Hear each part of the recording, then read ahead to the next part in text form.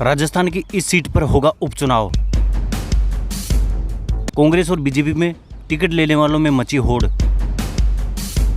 Ticket के दावेदारों की लंबी कतार। राजस्थान के 12 जिले के अंता विधानसभा सीट पर उपचुनाव की तैयारियों ने जोर पकड़ लिया है। राज्य निर्वाचन विभाग ने भारत निर्वाचन आयोग को चुनाव के लिए अनुशंसा भेज दी है। आयोग जल्दी ही चुनाव की तारीख तय करेगा। निर्वाचन विभाग ने तैयारियां शुरू कर दी है, जिसमें ईवीएम के पहले चरण की जांच पूरी हो चुकी है।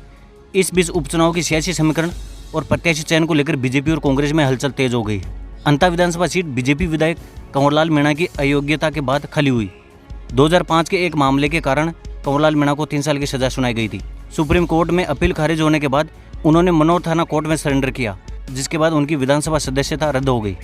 अंता का सियासी इतिहास और समीकरण। अंता विधानसभा सीट पिछले 2 दशकों से राजस्थान की राजनीति में अहम रही है। पिछले 4 विधानसभा सीटों में बीजेपी और कांग्रेस ने 2-2 बार जीत हासिल की। इस सीट से चुने गए प्रमोद जैन भाया 2 बार और प्रभुलाल सैनी 1 बार मंत्री रहे। 2023 के विधानसभा चुनाव में बीजेपी के कंवरलाल मीणा ने कांग्रेस के दिग्गज नेता और पूर्व मंत्री प्रमोद जैन भाया को 5000 से अधिक वोटों से हराया था। मीणा 2013 में मनोर थाना से विधायक रह चुके हैं और बीजेपी ने भाया को गिरने की रणनीति के तहत उन्हें अंता से उतारा था, जिसमें वे सफल रहे। कंवरलाल मीणा के अयोग्य घोषित होने के बाद बीजेपी में प्रत्याशी चयन को लेकर मंथन शुरू हो गया है।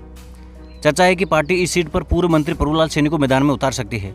प्रभुलाल सैनी 2013 में अंता से विधायक और वसुंधरा जी सरकार में मंत्री रहे। वे माली समाज से है, जिसका इस सीट पर निर्णायक वोट बैंक है। हालांकि युवा कार्यकर्ता स्थानीय और नए चेहरे को मौका देने की मांग कर रहे हैं।